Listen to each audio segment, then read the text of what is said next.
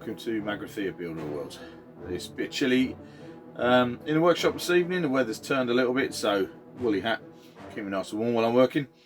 I've got some bad news and some good news. 75% of my work for this part of the year running into Halloween has already been cancelled due to COVID. Yay! That means that I won't be working as much during October. On the plus side, the good news is plenty of time for projects, so there will definitely be more stuff coming out of Magrathea's Builder Worlds as we go, so make sure you stay subscribed and watch this space for new builds. Right, this video is going to be another Necromunda build. I've really enjoyed the last two tiles that I've made, the first two tiles for my new Necromunda board, so I'm going to make a third one. Previously, the tiles have been based like this one on a Zone Mortalis GW plastic tile foot by foot square, and I thought that's what I was going to do all in one, but this one is not going to be. It's going to be made to match to go with them. So it's going on a 1 foot square of, what's that, 8mm plywood, but it's all going to be based around this piece of low density polystyrene rather than loads and loads of plastic GW components this time. I'm not quite sure what it's going to come out of this as yet. I think it's going to be another addition to my Underhive Shopping Mall. The Rogue Dock has just come out of Forge World, so I'm rather thinking I could do with a surgery for a Rogue Dock. But I do also have the Ratling cook, so a slop shop as well. I might even try and combine two things on one tile. Quite like the idea of a Ratling, kind of like living kind of underground, just like the hobbits do in The Hobbit. So I can see how it goes. So there's going to be some carving and polystyrene on this one. There will be a bunch of plastic components added to this, and I still want it to get taller, but I think it'll make an interesting addition to the table. I like the idea of the Underhive not just being all metal like it could be if you go just with GW kits. I want a lot of old concrete and a lot of bedrock that the hive is built on. So this is going to be certainly, if nothing else, a huge slab of concrete with bits cut into it, and I'll probably add more bits to it to make it taller, as well as probably some Zone Mortalis and 40k kind of components as well. So stick around and see what I come up with, because again, like the other two, I've got no plan beyond a bit of a thought. I'm going to have to start rooting around, digging about with a craft knife and polystyrene cutter to see what I can come up with. Wheel a load of sand, wheel a load of plastic components, and see where we go. Make sure, if you haven't subscribed to this channel already, that you do, otherwise you're going to miss part 2, because this is definitely going to be a 2-part video. And please do leave comments below. I absolutely love reading what you've got to say and having conversations with fellow enthusiasts and the Necromunda community and the gaming community at large. It's pretty cool. I'm having a lot of fun. So stick around, come and check this out, and we'll see what we can come up with. Right, first thing I need to check before I do anything else is make sure that that is the same as one of these. It's really important that this project works around the fact that now I'm going with these kind of foot squares, that I make all bits of this table in foot squares or multiples of, so maybe like, you know, 2 foot by 1 foot. This plywood I had kicking around, I've used bits for a cosplay project that my wife had going on. I'm pretty sure this is the right size, so all I'm going to do, having cut it out and measured it and the rest of it, I'm going to lay that tile down there. Got that? Good. And I'm going to stick that on top of that. And I'm pretty pleased with how that's looking. That's going to be close enough when we get all that. Might have to take, I don't know, it's looking pretty cool. Close enough to be getting on with them. Might just have to take a tiny bit of a, oh, what the heck. Let's go with that. Right, good. Okay, now, next thing. I cannot for the life of me remember what this came in as a piece of packaging. But it's a piece of packaging. It's a square. Doesn't fit entirely on that tile, which is alright because they're going to sculpt down the sides of it as well. I have also found some old school Necromunda bulkheads, hooray, which I'm going to maybe use as part of this because they're just a little bit lower, a little bit shorter than the top of this, and also they're a little bit taller than the Zone Mortalis scenery. So this piece of scenery is naturally going to be a bit bigger. So we'll see what else we can find to add to it to build it up a bit. Still don't know what it's going to be though. Right, so here are my initial thoughts on what I'm going to do. I'm going to cut this edge off and turn this into a set of stairs coming up the back side here. I'm going to trim down the sides a little bit there, get rid of those corners. And I'm going to cut out all of this, so I've got an overhang. I'm going to cut into there, so there's some kind of cave type thing. And that, I think, is going to become the slop shop for the Ratling.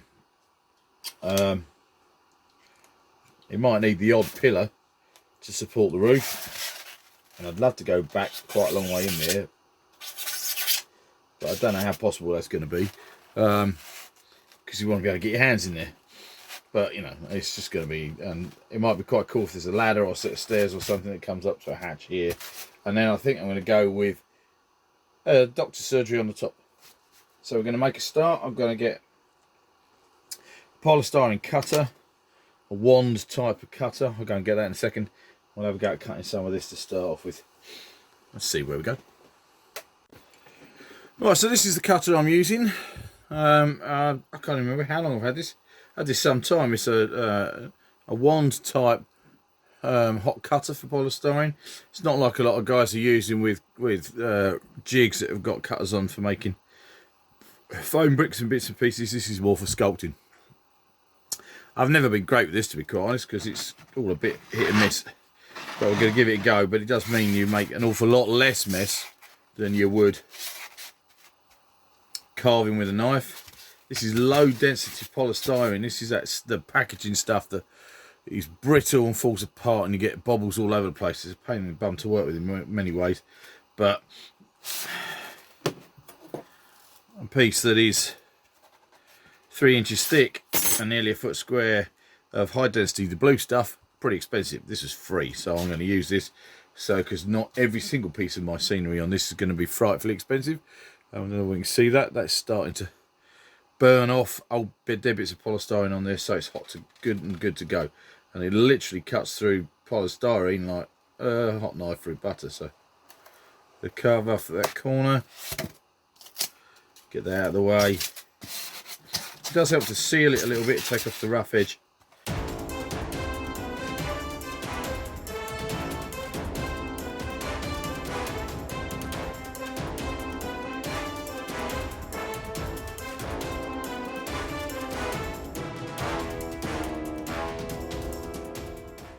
Okay, so here I've cut in with steps.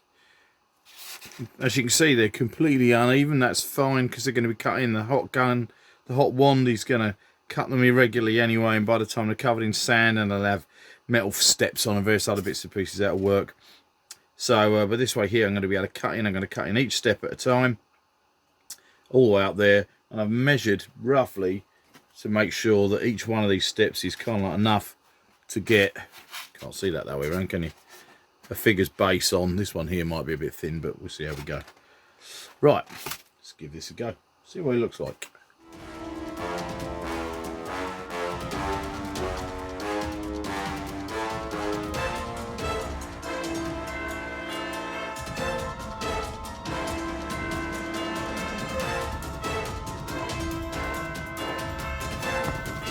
There we go. A rather rough and ready set of stairs carved into that.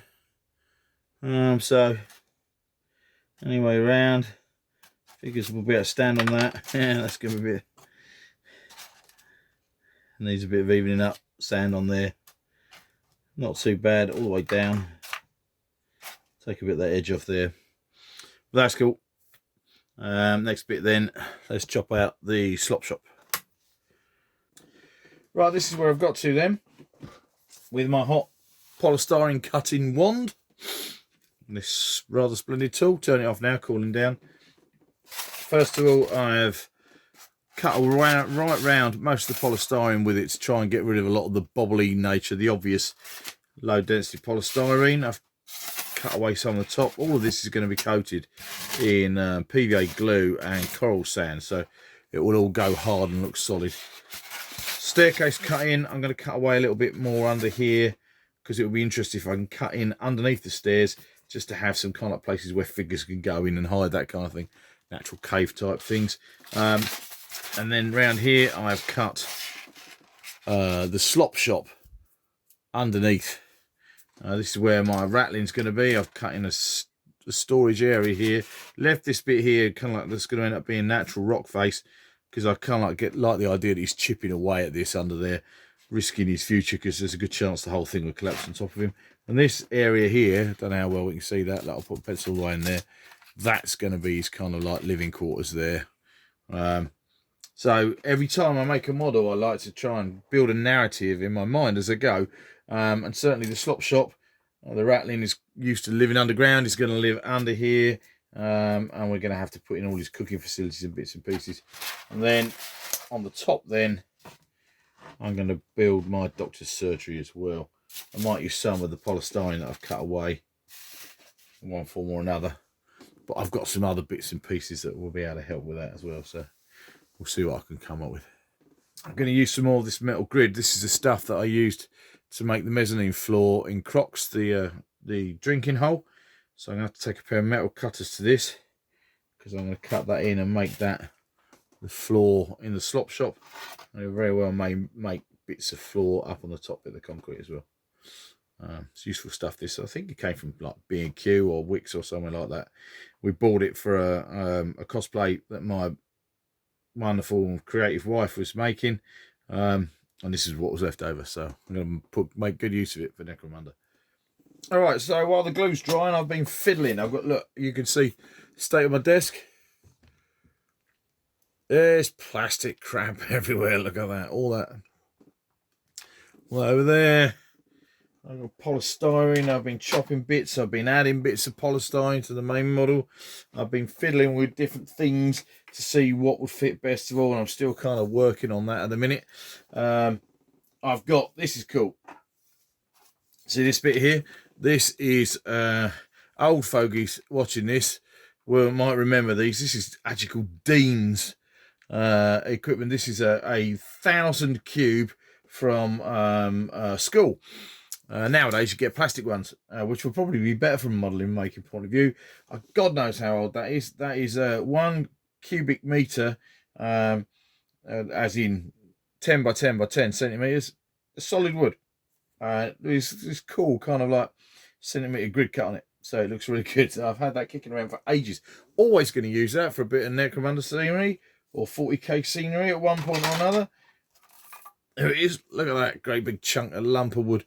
So that is going to become, that has got to put on here first of all to weigh things down. I've cut a piece of polystyrene to fit next to it there. I've decided that it's going to have various bits of Promethean pipe. It's going to plug into it one side or another. And then I'll just, that's Promethean pipe from the Promethean pipe set. I've got some other pipes that I think are from, what's that? That's either from the Black Fortress thing or Kill Team, Rogue Trader stuff. That's going to go on there. That's off the top of the Promethean Forge that I didn't use on my ammo jacks board, so that's going to probably sit on there somewhere like that. Then I'm thinking a couple of these old school Necromunda bulkheads, one on each side. I've played with lots of different doorways here, but I'm liking this doorway straight up the stairs to the doorway there. Like this one because it's kind of open, got ladders and open. Always did like that bulkhead. That's probably going to go on this side.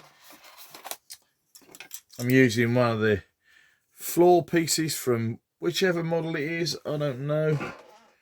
It's got a silly 40k name that I can't remember because I'm rubbish at that kind of thing. Oh well, that's from the Promethean Forge as well, apparently.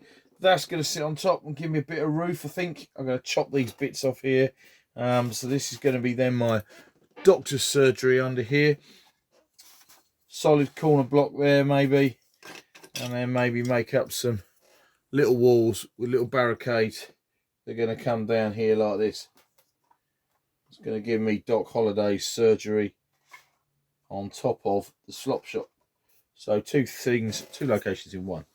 So that's looking pretty cool. I'm quite pleased with that. Next thing is going to be to stick this polystyrene and this lump of wood to this bit, and then sand it all with all these other bits stuck on too. So a little bit to go, but it's starting to look more and more like a thing now, which is what, of course, I'm after. So I don't know. I'm going to keep going and see what else I can come up with. Other cool bits of component that I could stick on here to make it more and more blend in perfectly with everything else that I've got scenery wise, and see how we go. It's good. I'm liking it. I love kitbashing. It's all this plastic. There's so much of it. I don't know what to do with it next. I've cut off this bit here to make sure that it's flat enough that I'm going to be able to get figures on it. Where's my little Orlock gone? There he is. So he's going to be able to stand up on top of this bit of rock as well as stand on top of this bit here. Plenty of cover. Daka. I'll make sure there's a ladder up the side there.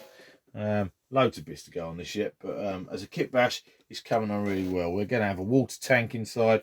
I'm going to find a medical bay bed and all sorts of other bits of cack. So yeah, I'm having lots of fun. Gluing next.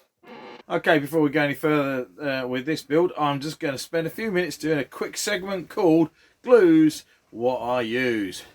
I do often get asked about different materials that I use, or have I used this, or have I used that, or what do I think of this or that. And I'm going to give you a quick rundown of the main adhesives that I use in model making when they are around. The most common ones that I use then, when I'm working with foam core models, balsa wood, that kind of stuff, more often than not I use kind of solvent-based Yoo-hoo and that kind of thing, Bostik, all-purpose adhesive. If you're in the UK, make sure you go to the cheap shops, yeah, your pound stretchers, your factory stores and all the rest of it, and buy the imported, made in Germany tubes of Yoo-hoo with the Arabic writing on it and all the rest of it. It's exactly the same stuff as you can buy in places like Homebase, but it's 25% the price. Kind of quid a tube. Every now and then my wife and I will go to somewhere like that and we'll go and buy a dozen boxes or tubes of Yoo-hoo, because we use it so much in the different craft things that we do. Okay. If I'm sticking resin models, plastic models, and various other bits and pieces, super glue is the way forward, of course. I tend to use Gorilla Glue. This is the version with a brush and a nozzle, loads of control over that. I also use Gorilla Glue gel as well, which is pretty good for full-on metal figures. But resin stuff, that works brilliantly. Sticking things like the polystyrene to the wood that we've done on this model so far. Here it is. I use Gorilla woodworking glue. You can use it in any form of good strong PVA. This stuff I've just kind of noticed gets a really good bond. Easy to work with, so yeah, definitely worth using. Water based, so it cleans up easy too. Then the other glues that I use, you get through a lot of PVA, but most commonly the kind of PVA I use is Mod Podge. I used to work at school. I used to get a lot of school kind of based PVO, and it's similar kind of stuff. You can water this down. Mod Podge comes in a number of versions. This is matte, this is gloss. So this doesn't get used very much. I use this on water effects and goo and that kind of stuff. So all of these Necromunda models will have gloss, Mod Podge applied somewhere, because if nothing else, you get a nice kind of wet finish.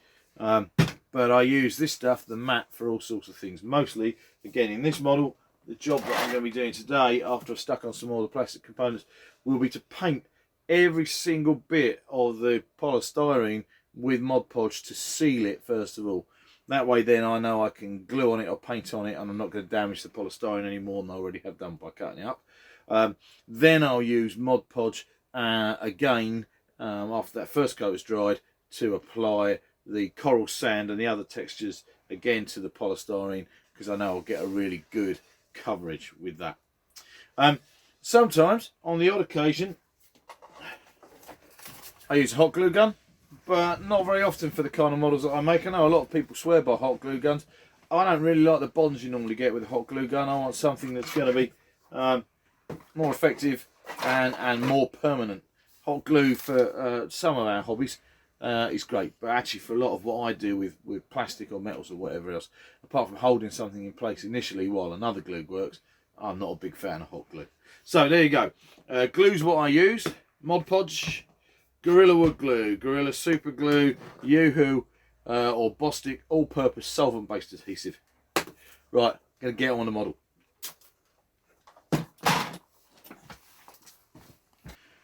Glue's what I use. Addendum, of course, for sticking together Necromunda figures and all this amazing plastic scenery. Sticking the Necromunda plastic scenery to the Zone Mortalis bases, sticking together these little fellas, etc. I tend to use Citadel plastic glue, but or home roll polystyrene cement, the little stuff in the blue bottle with the little yellow bit here. Like having the control of these metal tubes to deliver the glue where you want it to.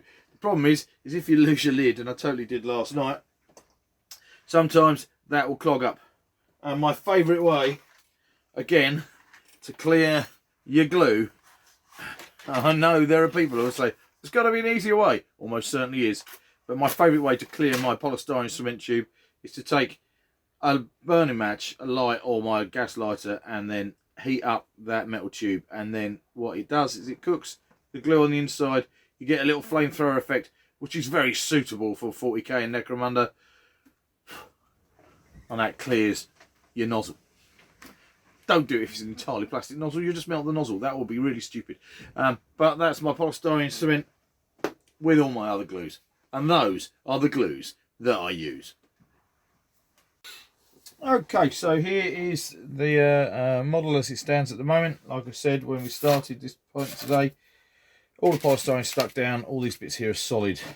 I now need to stick all my other model components on, starting with this Necromunda old school bulkhead with a doorway in it like that. That's going to end up kind of here, and then this bulkhead with the kind of like cross brace on it, also classic.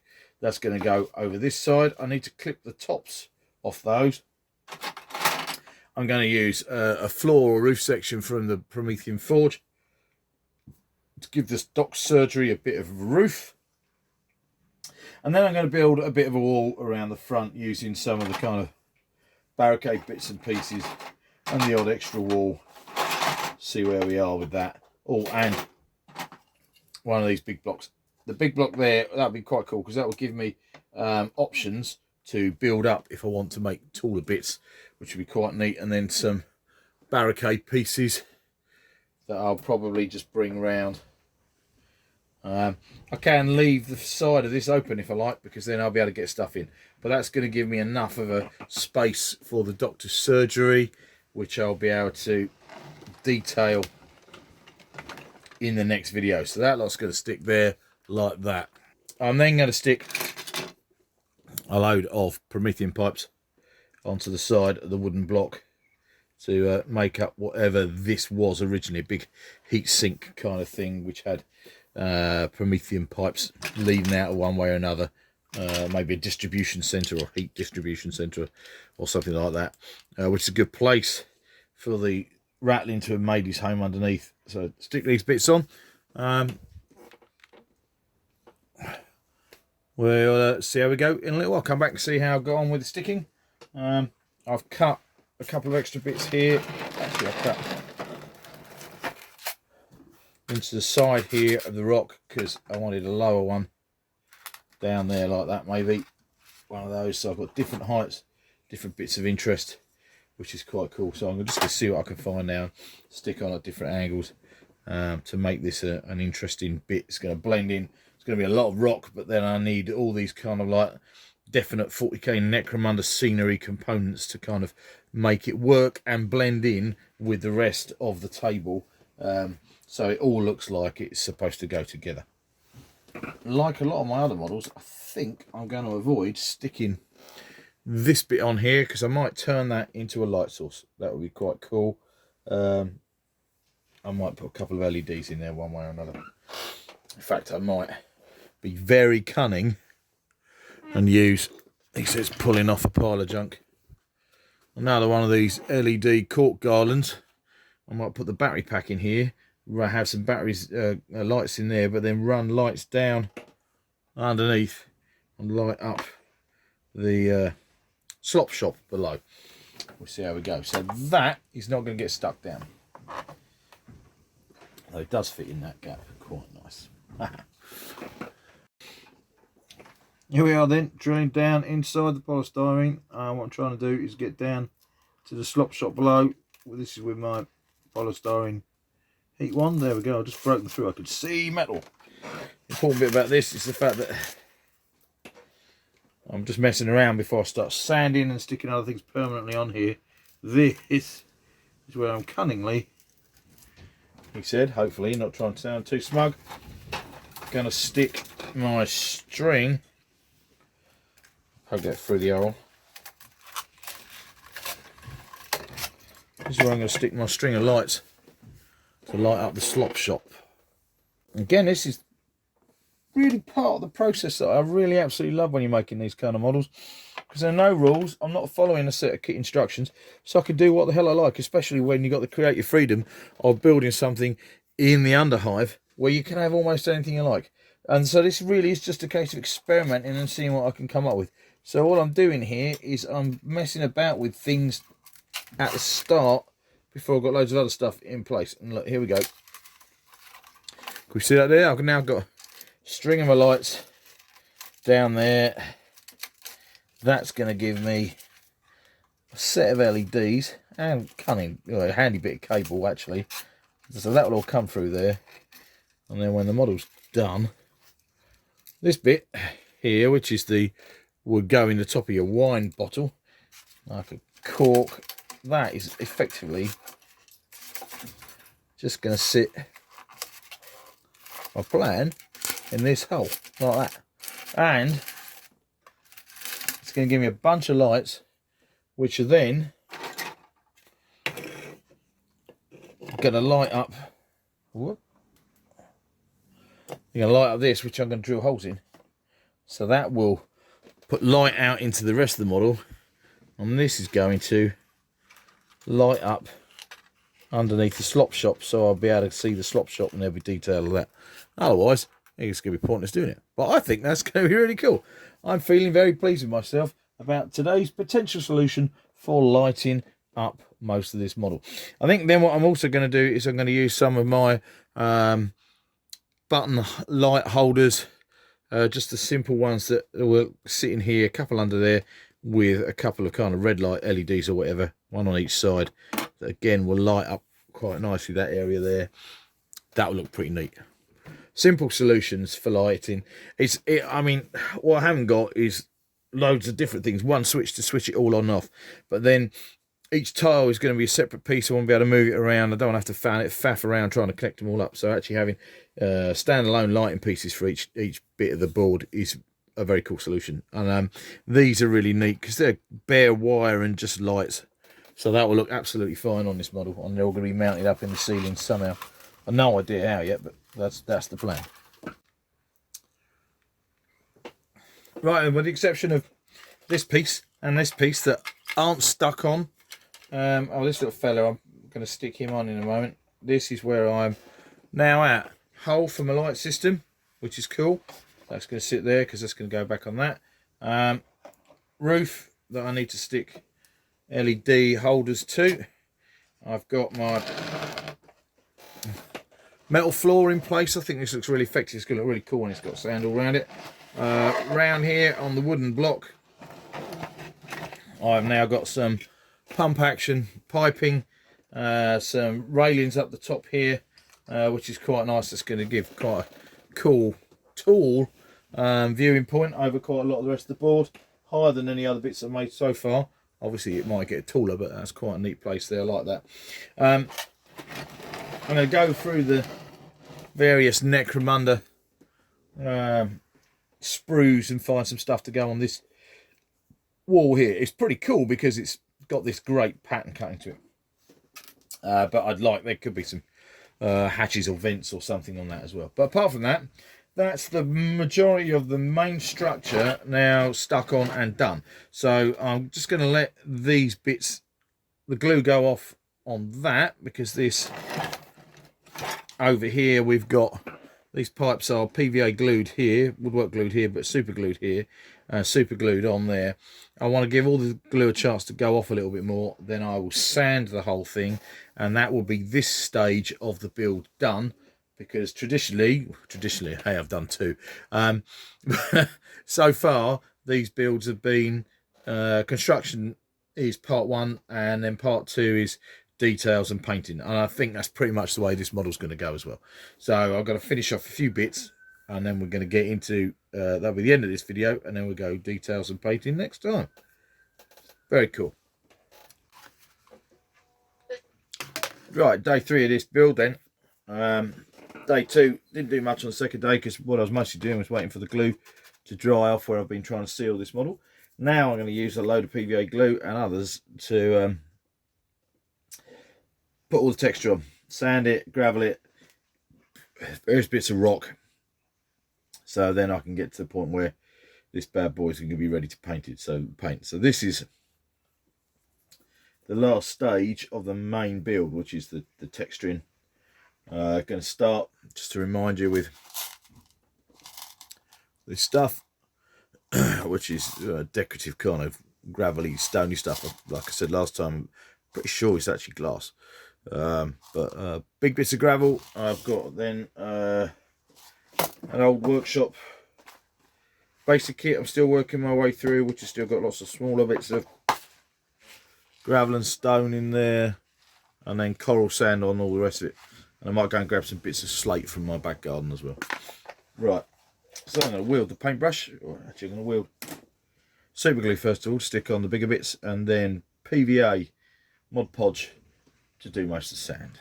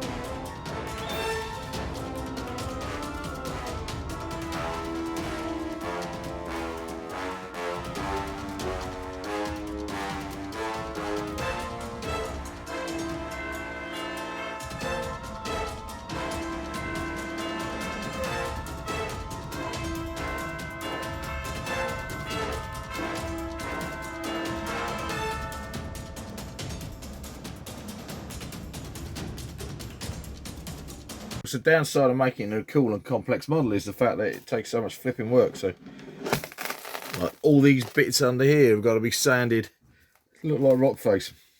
This is taking ages. However, we're well on the way. Sand and gravel, it's going to be quite cool. It'll make it good to paint. Nice textures. Oh, most of the sand's on now. Check this out. But I'm now going to have to get a smaller brush out to do detail glue work. And the more sand to go on here, and all the sand in the roof of the slop shop. Bedroom sanded, all right. Most of the sand underneath that set of stairs, but you can still see I haven't got one under all of it.